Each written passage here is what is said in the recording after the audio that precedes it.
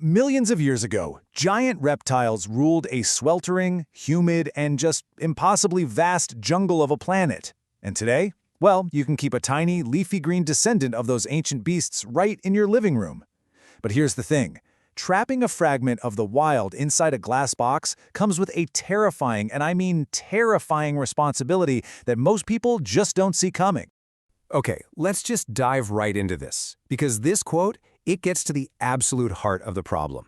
That cute little lizard that fits in the palm of your hand, well, it's biologically hardwired for a world that simply doesn't exist inside your house.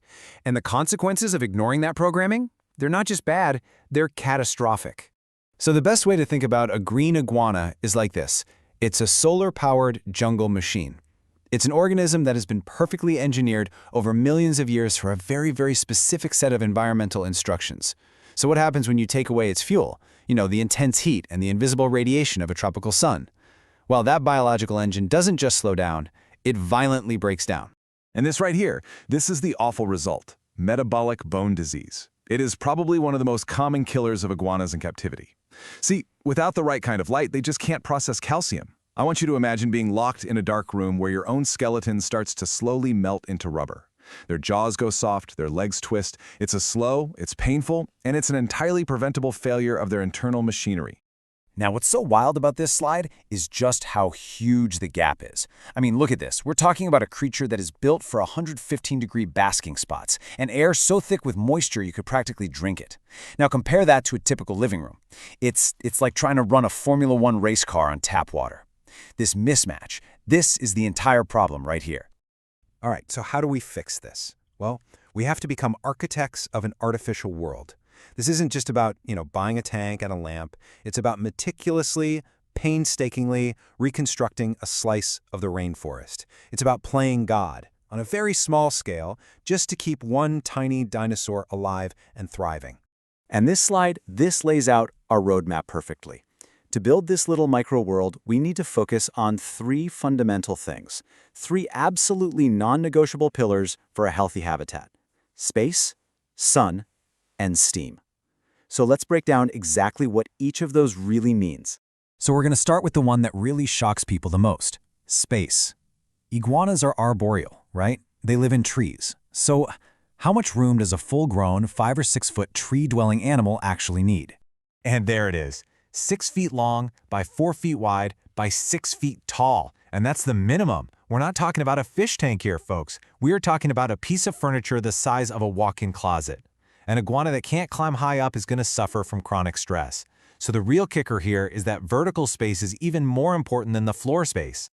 And this is the key. You have to understand this.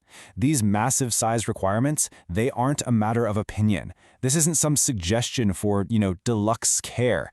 It's a hard-coded biological fact. If you can't provide this space, you simply can't meet the animal's most basic needs. Okay, so on to our second artifact. We need to recreate the sun. And this means we actually have to do two things at once: provide intense, focused heat for them to bask in, and generate that invisible but absolutely essential UVB radiation. Just look at these numbers. An iguana needs what's called a thermal gradient. It needs a blistering hot spot, we're talking up to 125 degrees Fahrenheit, just to properly digest its food. That heat literally supercharges its digestive system to break down all that tough plant fiber. But then it also needs warmer and cooler zones to move between, which lets it regulate its own body temperature all day long. This isn't just keeping it warm, this is creating a dynamic thermal landscape. And here is a pro tip that can literally mean the difference between life and death. An air thermometer? It's basically useless for this. The iguana basks on a surface, so you have to measure the temperature of that specific branch or that rock with an infrared temp gun. The air might be 95 degrees, but the surface could be 20 degrees hotter or colder. Only that surface temperature matters, period. Now, for the invisible part of the sun, UVB. This stuff is the activation key for their entire internal factory. It's the specific wavelength of light that lets the iguana's body create vitamin D3 and then absorb calcium. Without it, you get metabolic bone disease. It is that simple. And the details here are completely non-negotiable. You need a strong T5HO, that's high output bulb, mounted at exactly the right distance, and, this is crucial, replaced every single year because the invisible UVB output fades long before the visible light does.